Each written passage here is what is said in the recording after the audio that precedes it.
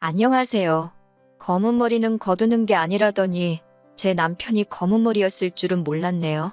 쓰레기 같은 인간들과 결별한 30대 여성입니다. 인간 같지도 않아서 남편이라 부르기도 싫지만 일단은 남편이라 불러야겠네요. 남편과는 지인의 소개로 만났습니다. 당시 저는 회사를 다니는 평범한 직장인이었고 남편은 작은 식당을 운영하고 있었어요. 회사에서 주어지는 일을 처리하는 저와 달리 하나부터 열까지 스스로 꾸려나가고 책임지는 남편의 모습에 매력을 느끼며 연애를 시작했지요. 이후로 정확히 2년을 만났고 제 나이 31, 남편 나이 33의 부부의 연을 맺게 되었습니다. 연애하는 동안 저는 시댁에 종종 얼굴을 비추곤 했는데 그건 바로 어머님 때문이었어요. 결혼 전부터 어머님이 저를 시집살이 시키시고 그런 게 아니라 어머님이 워낙에 저를 예뻐해 주셨거든요. 남편을 통해서 반찬을 챙겨주시기도 했고 제가 아픈 날에는 죽을 보내주신 적도 있어요. 심지어 생일 때는 불러서 밥도 차려주셨지요. 미역국도 그렇고 제가 좋아하는 황태구이까지 어머님이 저를 많이 신경 써주신다는 게 느껴지대요. 사실 저는 어려서 아버지를 잃었고 대학교를 졸업하던 시기에 어머니마저 지병으로 세상을 떠나시면서 부모님 두 분을 다 잃었어요. 하지만 어머님이 보여주시는 온화한 미소와 따뜻한 말투에서 돌아가신 부모님을 자주 떠올릴 수 있었답니다. 그래서 남편이 프로포즈를 해왔을 때도 남편도 물론 좋았지만 어머님과 한 가족이 된다는 사실에 정말로 기뻐했네요. 하지만 결혼식을 코앞에 두고 남편은 상상치도 못한 이야기를 털어놓았습니다. 그건 바로 어머님이 남편을 낳아주신 친어머니가 아니라는 얘기였지요. 남편이 초등학생, 그리고 위로 있는 신우들이 각각 중학생, 고등학생이던 시기에 남편을 낳아주신 어머님, 그러니까 생모 아버님 두 분이 이혼을 하셨답니다. 이혼 사유는 남편이 제대로 말해주지 않아 확실하진 않지만 아버님이 위자료도 주지 않으셨고 세 자녀의 양육권을 다 가지셨다니 짐작컨대 생모한테 이혼의 책임이 있었던 게 아닌가 싶어요.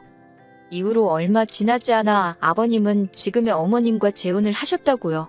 다만 남편은 비교적 어린 나이였기에 지금의 어머님과 빠르게 가까워진 반면 신우들은 그러지 못했지요.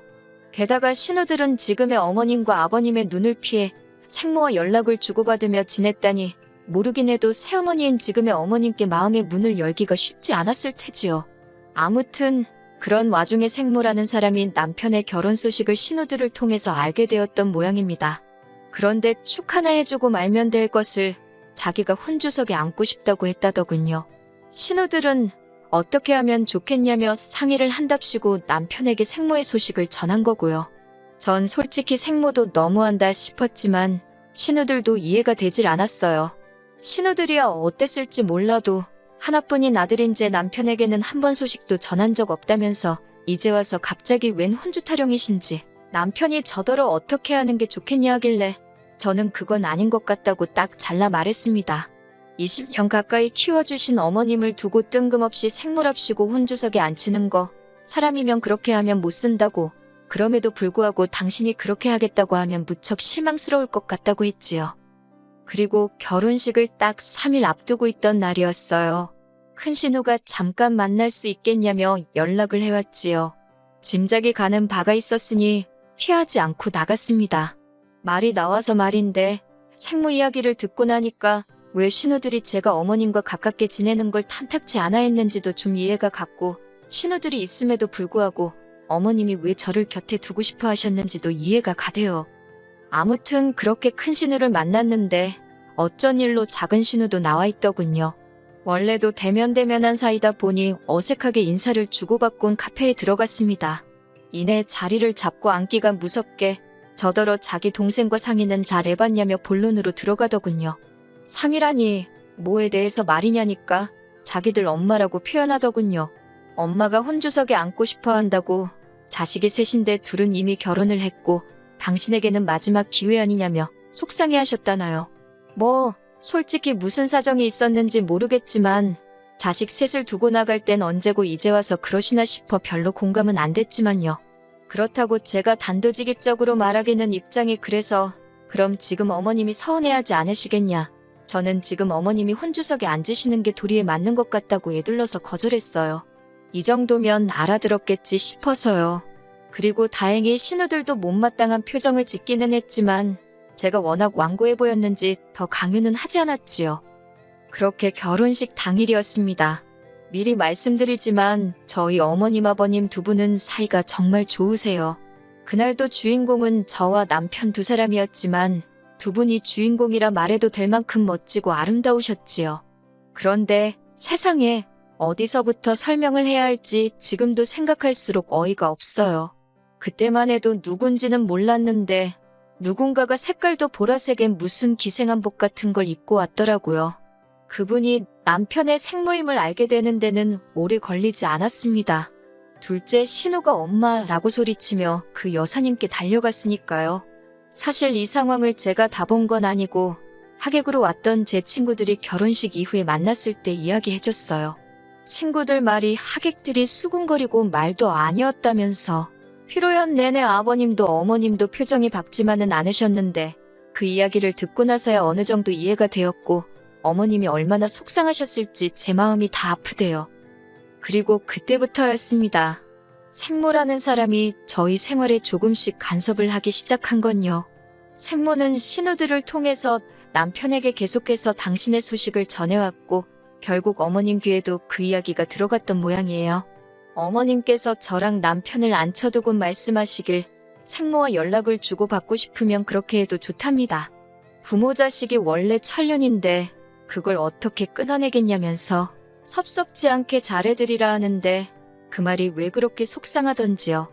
저는 남편에게 당신이 생모하고 잘 지내고 싶다면 그렇게 하라고 하지만 나에게는 시어머니는 지금의 어머님 한 사람뿐이니 생모한테 내가 잘하기를 기대하지는 말라고 딱 잘라 말했습니다. 그리고 그때만 해도 남편은 무슨 말인지 잘 알겠다면서 저에게 미안하다 했어요. 그리고 이후로 남편만 혼자 그 생모를 두세 차례 만났던 것 같아요. 처음 만나고 온 날은 남편이 술에 꽤나 취해서 들어왔는데 횡설수설 말이 많더라고요. 그래도 나아져서 그런 건지 생모를 보고 있으면 안타깝다며 급기야 제 앞에서 찔끔 울기도 했고요. 그런 모습을 보고 있으니 제 마음도 편치는 않았지요. 그러다 한 달쯤 지났을 땐가 설마 했는데 남편이 생모에게 저를 정식으로 소개하고 싶답니다. 생모가 하는 말이 그래도 당신 아들하고 결혼했으면 자기한테 며느리 아니냐며 어떤 애인지 궁금하다 했다나요.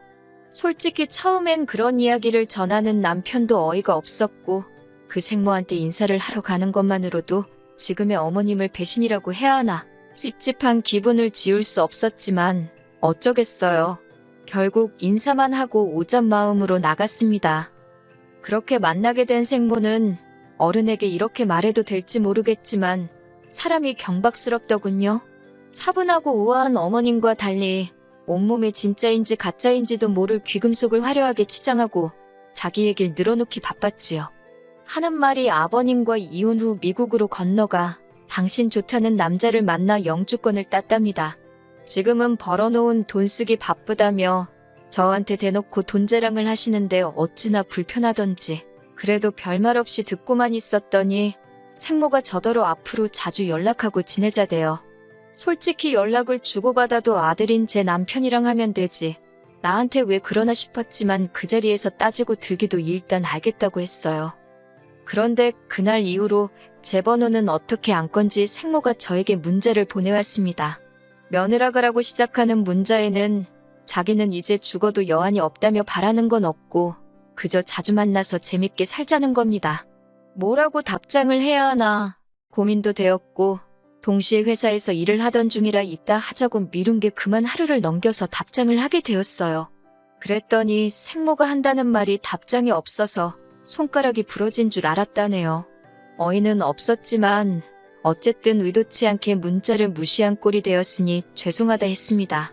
그런데 두 번, 세 번 죄송하다 했는데도 그냥 넘어갈 생각을 안 하시길래 마음 풀리면 그때 다시 이야기하자 하고 저도 더는 안 달래드렸어요. 솔직히 회사 일도 바쁜데 생모 기분 맞춰주고 있을 상황도 아니었고요. 그랬더니 퇴근한 남편이 저를 보고는 대번에 왜 그랬냐입니다. 자다가 봉창 두들기냐고 무슨 소리냐 하니 왜 자기 엄마를 이 남자도 이때부턴 엄마라고 하더라고요. 어머님한테는 곧 죽어도 어머니 어머니 하는 사람이 아무튼 자기 엄마를 왜 서운하게 하냐입니다. 벌써부터 편드는 꼴을 보아하니 제가 처신을 잘못하면 졸지에 어머님의 생모의 시어머니 두 분 모시는 건 시간 문제겠다 싶대요. 그래서 전에도 말하지 않았냐. 나한테는 어머님이 내 시어머니니까 생모는 당신이 잘 챙겨드리라고요. 그랬더니 남편이 두 분 다 자기에게는 소중한 분들이라면서 제가 자기를 사랑한다면 그 점을 염두에 뒀으면 좋겠다나요. 말이나 못하면. 그리고 생모가 점점 저희 생활에 발을 들이밀수록 신우들의 간섭도 심해져 갔습니다. 이혼하기 몇 달 전이었어요. 제가 이직에 성공하면서 월급이 크게 올랐거든요. 마침 처녀적부터 타던 차도 슬슬 상태가 안 좋아지는 게 눈에 보이기도 했고 그래서 차를 새로 뽑기로 마음먹었지요.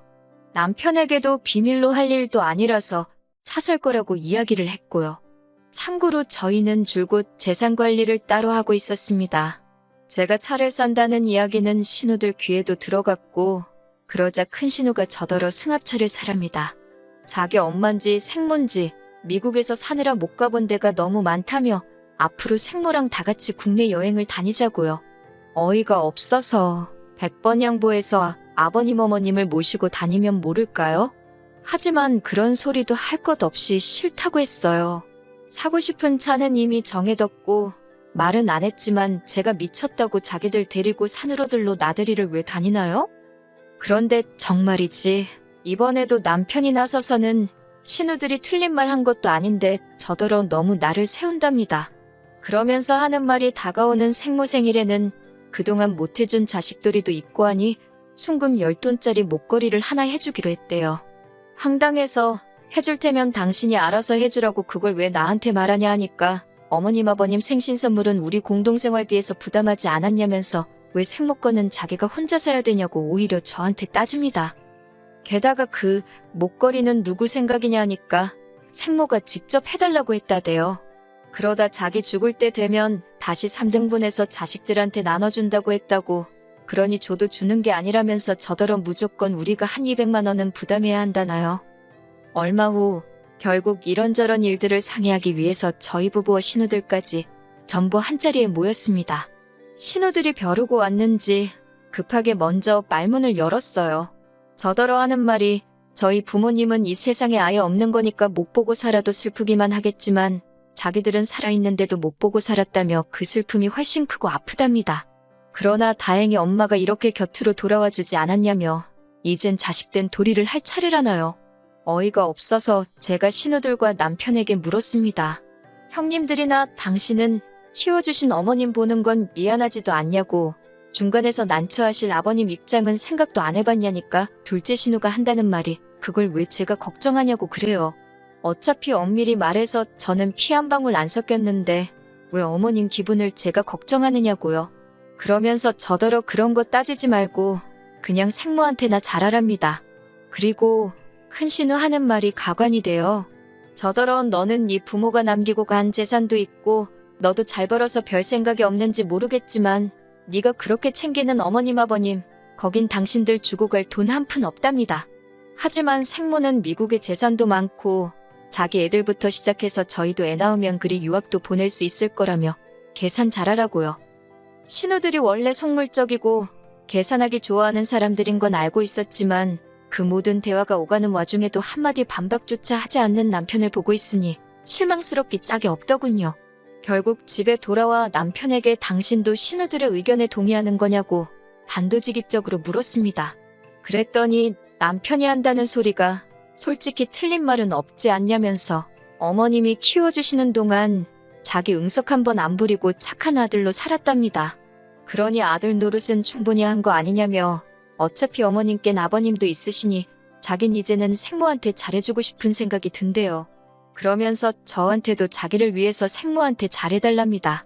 그런데 전 그 말이 어찌나 서운하고 잔인하게 들리던지 남편에게 정이 뚝 떨어져서 뭐라 대꾸하기도 싫더라고요. 그리고 그날 밤 결혼하고 처음으로 따로 떨어져 잤습니다.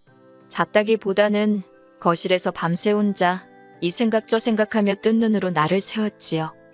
이튿날 아침 마침 주말이기도 해서 남편을 붙잡아 앉혀놓고 허심탄회하게 제 속을 털어놓았습니다. 나는 당신을 이만큼 키워주신 어머님 아버님께 감사하고 그분들께 며느리로서 도리를 잘하고 싶다고요. 당신 생모가 당신에게 어떤 의미인지는 모르겠지만 솔직히 뭐 받아먹을 것 좀 있나 싶어서 들러붙는 신우들도 이상하고 거기에 동조하는 당신에게도 크게 실망했다고도 덧붙였네요. 그런데 순간 현관 쪽에서 부스럭거리는 소리가 들렸고 나가보니 남편 생모가 서 있었습니다. 어떻게 들어오셨냐 하니까 남편이 자기가 비밀번호를 알려줬다면서 어이가 없어서 한숨이 절로 나오는데 생모가 대뜸 저한테 네가 내 아들을 감히 조종하려 드냐며 제 머리채를 잡으려고 하는 게 아니겠어요? 놀라서 일단 피하긴 했는데 생모는 분을 삭히지 못하는 듯 남편더러 저런 X를 무슨 마누라라고 데리고 사냐고 당장 내쫓아버리라며 악을 썼습니다. 이제 보니 저 X 때문에 자기가 혼주석에도 못 앉은 거냐고 억울하다고 고래고래 소리도 질렀고요. 그러자 남편이 한다는 말이 저더러 잠깐 자리 좀 비켜달래요. 저 때문에 생모 쓰러진다나 자기 와이프인 제가 그 수모를 겪는데 생모 막아줄 생각은 안 하고 저더러 나가달라니 황당하기 짝이 없더군요. 그리고 지금 제가 물러터지게 행동하면 앞으로 이보다 험한 꼴을 더 당하면 더 당했지 덜할 리는 없겠다 생각에 정신이 번쩍 들대요. 제가 둘만의 자리가 필요하면 생모 데리고 네가 나가라 했습니다. 이 집 내 집인 거 잊었냐고 네가 뭔데 남한테 비밀번호를 알려주고 말고 하냐고 저도 빽소리를 질렀지요. 그랬더니 생모 눈이 커지면서 남편더러 이건 네 집 아니냐고 묻더라고요. 그리고 결론부터 말씀드리자면 남편과 저는 이혼을 했어요. 1년 가까이 지저분한 싸움이었지만 결국엔 오가는 위자료 없이 깔끔하게 남남이 되었지요. 어머님 아버님이 참 많이 우셨습니다. 어머님이 앞으로도 종종 볼 수 있겠냐 물으셨지만 솔직히 어떻게 다시 만날 수 있겠어요. 저도 많이 슬펐지만 그저 어머님, 아버님하고 건강히 오래오래 사시라고 했네요. 그리고 어처구니없게도 이혼 소송 끝나고 얼마 지나지 않아서 어머님이 그동안 말씀하시던 미국에 있는 재산도 영주권도 다 거짓말이라는 게 들통났습니다. 한국에 오신 건 미국에서 불법 체류로 쫓겨나신 거고 이후로 어떻게든 아들한테 눌러붙으려고 했던 모양이 돼요. 신우들은 어느 정도는 알고 있었던 것 같은데 자기들이 모시기는 싫으니까 저희한테 덮어씌우려 했던 것 같고 정말 끝까지 실망을 안 시키더라니까요. 지금 저는 이직한 새로운 직장에서 능력을 인정받으며 하루하루 새롭게 살아가고 있습니다. 종종 남편에게 다시 한번 기회를 달라는 저와 함께 어머님 아버님께 효도하며 살고 싶다는 개소리도 문자로 받으면서 말이에요. 아이러니하게도 그런 문자가 올 때마다 이혼하기를 정말 잘했다는 생각이 든답니다. 그리고 가끔 친어머니처럼 저를 품어주셨던 어머님 생각이 나곤 하지만 어쩔 수 없는 일이니 미련 갖지 않으려고요. 그저 어디선가 저도 어머님 아버님도 잘 살기를 바랄 뿐이에요.